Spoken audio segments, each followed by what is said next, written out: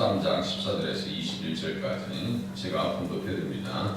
엘리사가 죽을 병이 들매 이스라엘의 왕 요아스가 그에게로 내려와 자기의 얼굴에 눈물을 흘리며 이르되 내 아버지여 내 아버지여 이스라엘의 병거와 마병이여 하매 엘리사가 그에게 이르되 활과 화살들을 가져오소서 하는지나 활과 화살들을 그에게 가져오매 또 이스라엘 왕에게 이르되 왕의 손으로 활을 잡으소서 하매 그가 손으로 잡으니 엘리사가 자기 손을 왕의 손 위에 얹고 이르되 동쪽 창을 여소서 하여 곧 열매 엘리사가 이르되 쏘소서 하는지라 곧 쏘매 엘리사가 이르되 이는 여호와를 위한 구원의 화살 곧 아람에 대한 구원의 화살이니 왕이 아람 사람을 멸절하도록 아박에서 치리이다 하니라. 또 이르되 화살들을 집으소서 곧 집음에 엘리사가 또 이스라엘 왕에게 이르되 땅을 치소서 하는지라. 이에 세 번 치고 그친지라.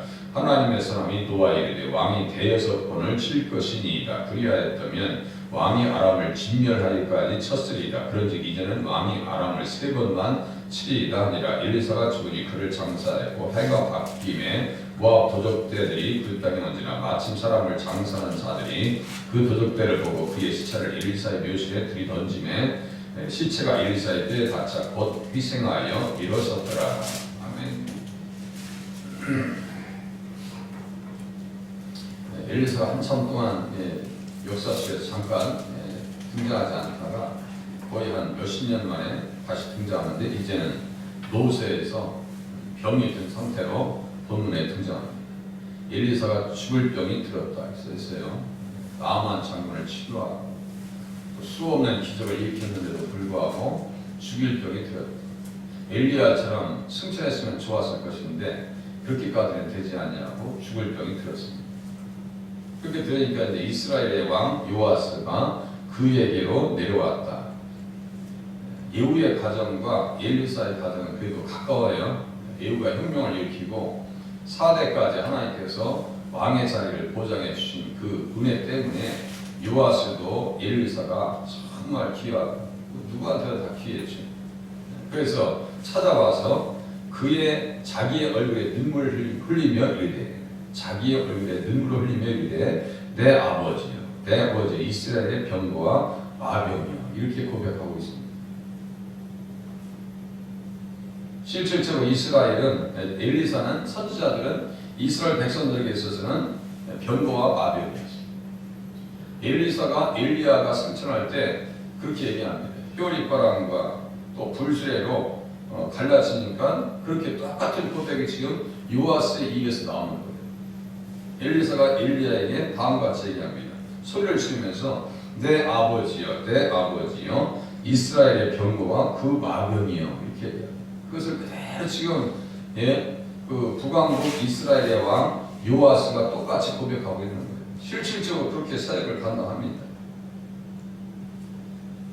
아람 왕이 나아만을 보낼 때 고쳐 보내주시오. 그러니까 그냥 요람이 감당이 안 돼가지고 옷을 찢으면서 내가 어떻게 감당하라. 그러니까 엘리사가 그 나아만 나한테 보내라. 그러니까 요단강에 가서 7번 씻으라라고 얘기해요. 아니 치료가 다 했으면 그것도 서로가 골치 아플 것 같거든요. 일방적입니다. 그냥 강한 나라는 강대국은 약소국에 대해서 아주 일방적입니다.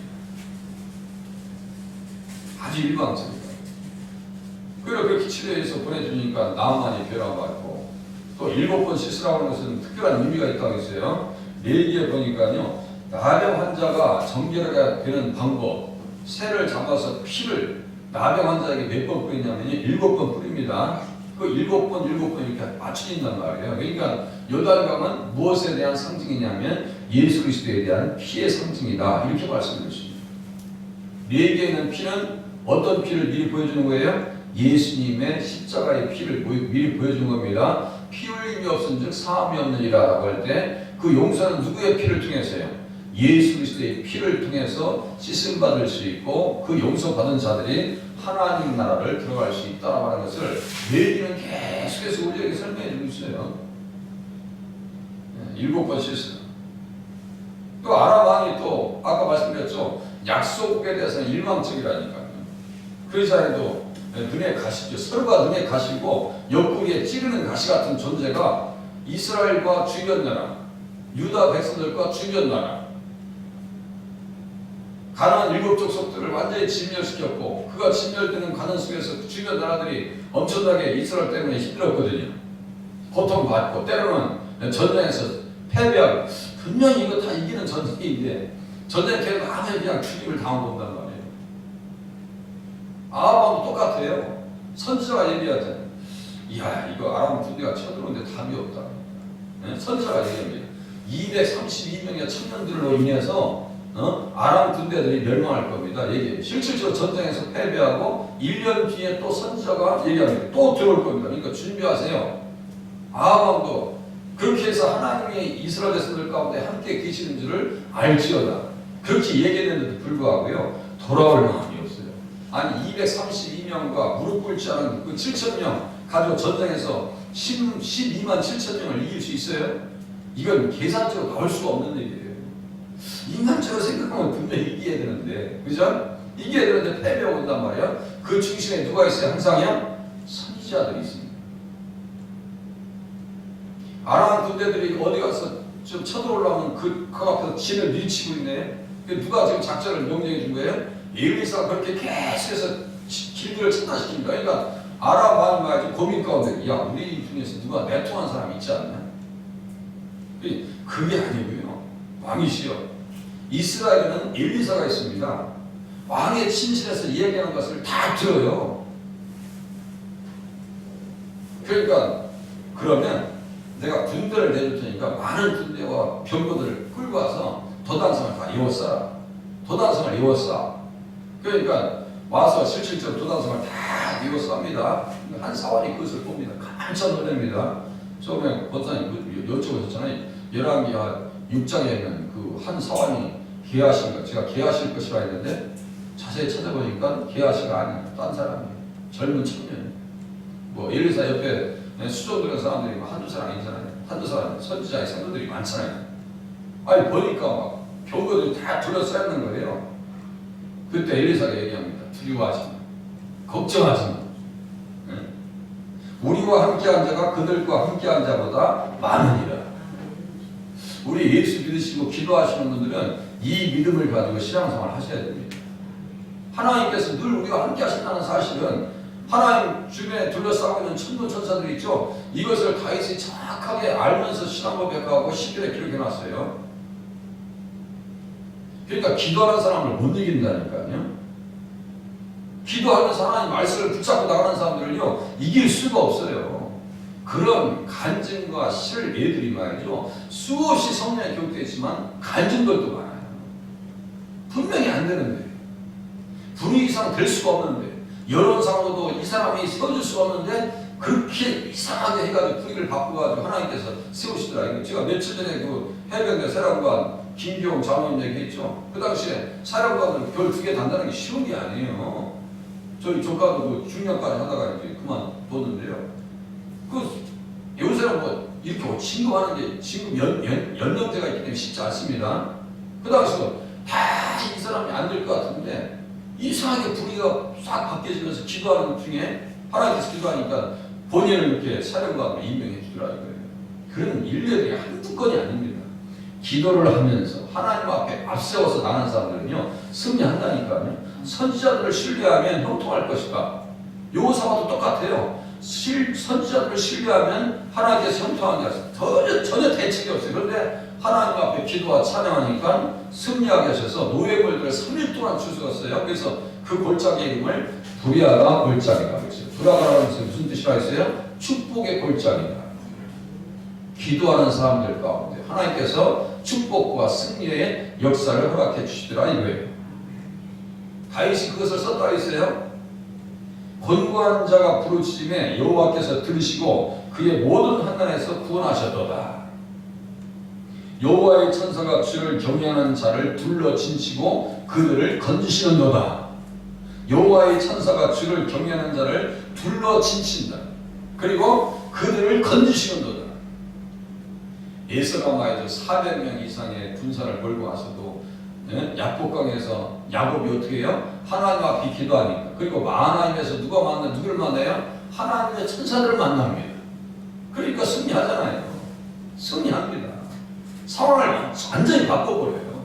그러니까 기도처럼 대단한 위력과 힘이 없다니까요. 엘리사는 늘 기도하면서 하나님 앞에 이렇게 전쟁하면서 차단하고 때로는 이기게 만들고 뭡니까? 세 왕들 여호사밧과 요람과 에돔 왕이 전쟁터에 나가서 물이 없어서 다 이제 죽을 수밖에 없는 그런 상황 속에서도 엘리사가 개천의 물을 많이 파세요.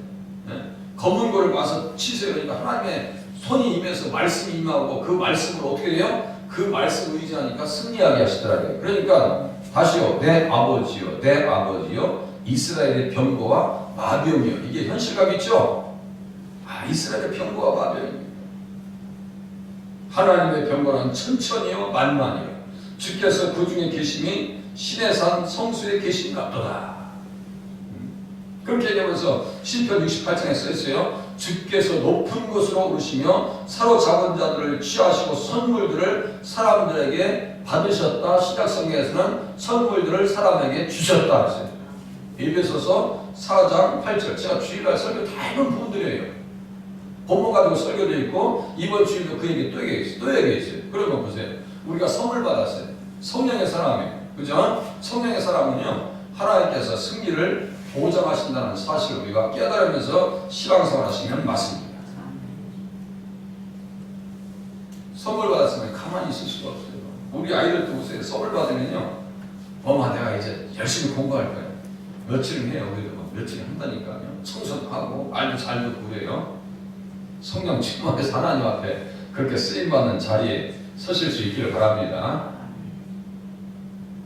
이제 보세요. 15절 엘리사가 그에게 대해 활과 화살들을 가져오소서 하는지라. 활과 화살들을 그에게 가져오매 또 이스라엘 왕에게 대해 왕의 손으로 활을 잡으소서 하매 그가 손으로 잡으니 엘리사가 자기 손을 왕의 손 위에 얹고 끝까지 이스라엘 백성들을 위한 거예요. 이르되 동쪽 창을 여소서 하여 곧 열매 엘리사에게 이르되 쏘소서 하는지라. 곧 쏘매 엘리사가 이르되 이는 여호와를 위한 구원의 화살 곧 아람에 대한 구원의 화살이니 왕이 아람 사람을 멸절을 하도록 아벡에서 치리라 하니라. 아벡은요 아람 나라의 본거지요. 본거지. 멸절하도록 칠 겁니다. 구원의 화살입니다. 구원의 화살입니다. 그동안 어떻게 했어요? 아람 때문에 어제 말씀드렸어요. 타작마당에 티끌같이 되게 하고 이스라엘 백성들이 멸절을 당해서 타작마당에 티끌같이 되게 하고 남겨놓은 것이 없어요. 거의 보병 10,000명, 마병 50명, 병거 10대 이거 가지고 무슨 전쟁을 해요? 아무것도 할 수가 없어요. 아까 말씀드렸어요. 계산적으로는 분명히 이길 수밖에 없어요. 다윗과 골리앗도 똑같아요. 계산적으로 얘기하면요, 다윗과 골리앗은 전쟁이 안 돼요. 싸움 자체가 안 되는 거예요. 그런데 하나님께서 함께 하시니까 승리하게 하시더라고요. 지금 이스라엘 백성도 똑같아요. 계산적으로 하면 아람의 주변 대국들과 거의 그 사람들 몇 억이 됩니다. 그런데 이스라엘은 겨우 600만. 게임이 안 되는 거예요. 게임이 안 되는 거예요. 게임이 안 돼요. 그런데도 불구하고 하나님께서 함께 하시니까 깜짝을 못합니다. 깜짝을. 세계 경제의 거의 한 60%가 유대 자본이라고 했죠. 다 잡고 있어요. 그러니까 깜짝 못합니다. 일본, 미국들도 이스라엘이라고 하면요, 그냥 말 일방적으로 다 들을 수밖에 없는 거예요. 모든 경제권을 다 가지고 있는데 유대 자본이 다 빠져나가면 미국이 하루아침에 무너질 수도 있어요. 그러니까 유대인들이라고 해서 대단한 사람들입니다. 지금도 똑같아요. 하나님께서 딱 붙잡고 있습니다. 자, 그렇죠? 우리는 정서적으로 누구 편 들어야 돼요? 이스라엘 편 들어야죠. 그런데 헷갈려가지고 또 기독교인들이 그 이스라엘 나쁘는 거죠. 없어져 버려야 될 백성. 그 몰라서 하는 얘기예요. 이스라엘을 절대로 하나님께 놓지 않으시는데 그거까지 이해하시면서 아니 이스라엘의 평강을 위해서 예루살렘 형통을 위해서 기도하라고 주님께서 말씀하셨는데 그것도 이해 못하셔서 이스라엘 똑같이 요구하면 안 되잖아요. 네. 하나님께서 그렇게 이스라엘을 사랑하신다니까요. 지금도 이렇게 말하는 것도 사랑하잖아요. 그런데 똑같이 아람에게 괴롭힘을 당하는 것은 요 10절 어제 봤죠? 유다의 왕 요아스의 아들 요아스. 똑같이 요아스야. 그런데 이 사람들 누구 때문에 힘든 거예요? 아람 사람들 때문에 힘든데 이유도 똑같아. 이유도 인과관계가 정확하다 했죠. 아니 여호사밧의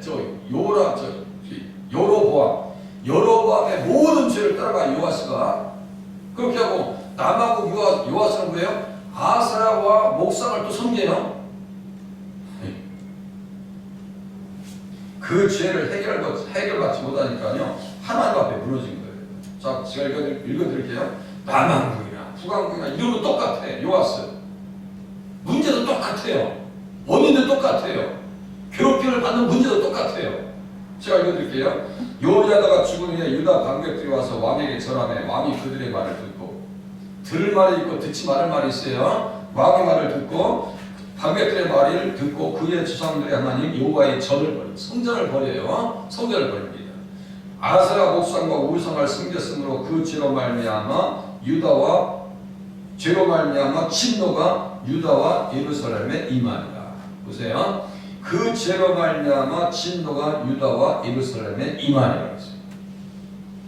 우상단지 그런 거 깨버리라고 십계명에서 수없이 얘기해서, 십계명은 다른 얘기 아니에요. 예수 잘 믿으라. 예수 잘 믿으라는 얘기입니다. 십계명은 거짓말하지 말고 우상 섬기지 말고. 우상 옆에 가장 남은 것이 뭐라 했어요? 가장 마지막에 남는 것이 뭐라 했어요? 우상 옆에 자기예요. 자기. 이거 깨지 않으면요, 자기가 보이지 않으면 신앙생활 완전히 승리하기 쉽지 않습니다. 자기가 항상 문제라고. 성전을 버렸어요. 죄로 말미암아 하나님의 진노가 임합니다. 이 죄라고 하는 것은요, 해결받을 수 있는 방법이 있어요. 성전에서 제사를 드려야 해결받아요.